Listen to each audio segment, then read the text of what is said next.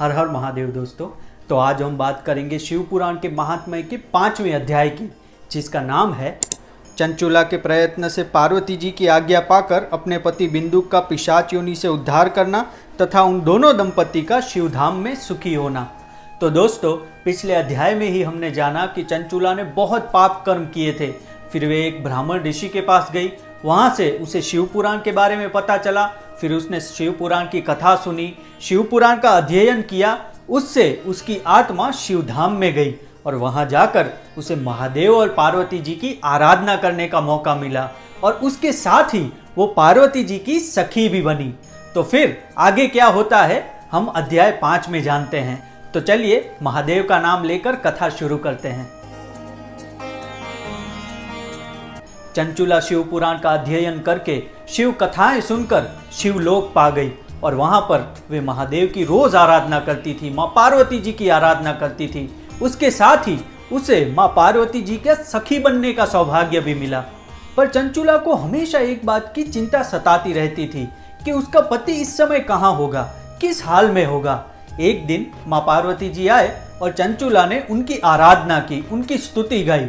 तो माँ पार्वती जी बहुत ही प्रसन्न हो गए और कहा कि हे चंचुला, तुम्हें क्या चाहिए? तुम जो भी मांगोगी आज मैं तुमसे बहुत ही प्रसन्न हूँ, मैं तुम्हें दूंगी।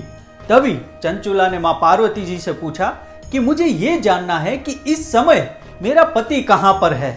तभी माँ पार्वती जी चंचुला से कहते हैं कि तुम्हारे पति ने अपने जीवन काल में बहुत ही दुष्ट कार्य किए हैं। उसके साथ ही कभी भी किसी की मदद नहीं की, हमेशा दूसरों को ठगा है, वैश्यागामी की है तथा कभी भी एक दिन भी भक्ति नहीं की। इसीलिए उसकी मृत्यु बहुत ही पीड़ा में हुई। मृत्यु के बाद वो नर्क में जा पड़ा।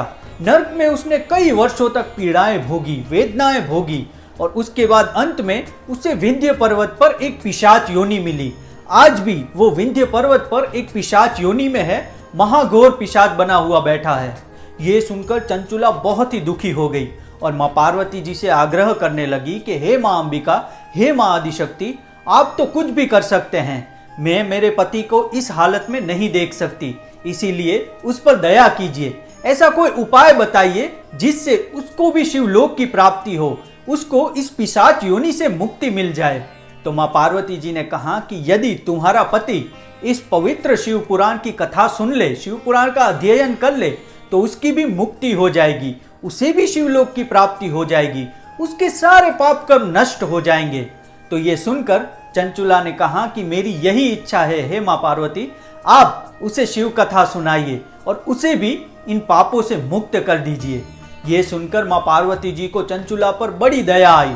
उसने तुरंत ही गंधर्वराज तुम्बुरु को बुलाया और तुम्बुरु ने आकर ही माँ पार्वती जी की सबसे पहले स्तुति की।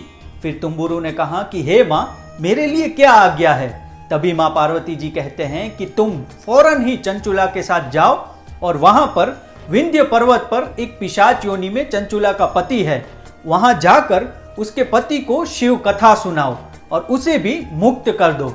तुम्बुरु ने यह सुनकर माँ पार्वती जी को नमन किया। फिर चंचुला ने भी माँ पार्वती जी को नमन किया और वो दोनों निकल गए विंध्य पर्वत की ओर। और जैसे ही गंधर्वराज और चंचुला वहां से निकले तो तीनों लोगों में ये बात फैल गई कि गंधर्वराज एक पिशाच को मुक्त कराने के लिए वहां पर शिव कथा सुनाने वाले हैं। तो सारे देवर्षि भी वहां पर एकत्रित हो गए और फिर गंधर्वराज वहां पहुंचे तो वो पिशाच वहीं पर था। गंधर्वराज तुम्बुरु ने उसे पाश में बांध दिया, फिर उसे वहां पर बिठाया, फिर हाथ में एक बड़ी सी वीणा ली और शिव कथा का प्रारंभ कर दिया। विद्वेश्वर संहिता से लेकर वायु संहिता तक और शिव पुराण के महात्म्य सहित उन्होंने सारी कथाओं का वर्णन स्पष्ट रूप से कर दिया। फिर ये सारी कथाएं सुनकर, सारी शिव पुराण सुनकर वो पिशाच योनि से मुक्त हो गया, अपने पापों से मुक्त हो गया, फिर उसका शरीर दिव्य हो गया। ये देखकर चंचुला बड़ी ही प्रसन्न हो गई। इस प्रकार दिव्य देहधारी श्रीमान बिंदुक अपनी पत्नी चंचुला के साथ महादेव के धाम में गया। इस तरह दोनों पति पत्नी दिव्य हो गए। इस तरह उनके सारे पाप नष्ट हो गए और शिवधाम में गए। बिंदुक को महादेव का पार्षद बनने का अवसर मिला और चंचुला माँ पार्वती जी की सखी बनी। इस तरह दोनों पति पत्नी शिवधाम को पाकर धन्य हो गए। तो दोस्तों, ये थी चंचुला और उसके पति की कथा। दोनों पाप कर्म में ही थे, फिर भी शिव पुराण का श्रवण करके, शिव की कथाएं सुनकर वो भी शिव धाम को पा गए, उनके सारे पाप नष्ट हो गए। तो हमें भी इस जीवन में इससे बहुत कुछ सीखने को मिलता है। हमें भी किसी के बारे में बुरा नहीं सोचना चाहिए, ऐसे पाप आचरण नहीं करने चाहिए और पहले से ही शिव भक्ति की शुरुआत कर देनी चाहिए, ताकि हमारे जीवन में भी कोई कष्ट ना आए और जब हमारी मृत्यु हो तो हम भी शिव धाम में जाएं और शिव के चरणों में हमें भी जगह मिले।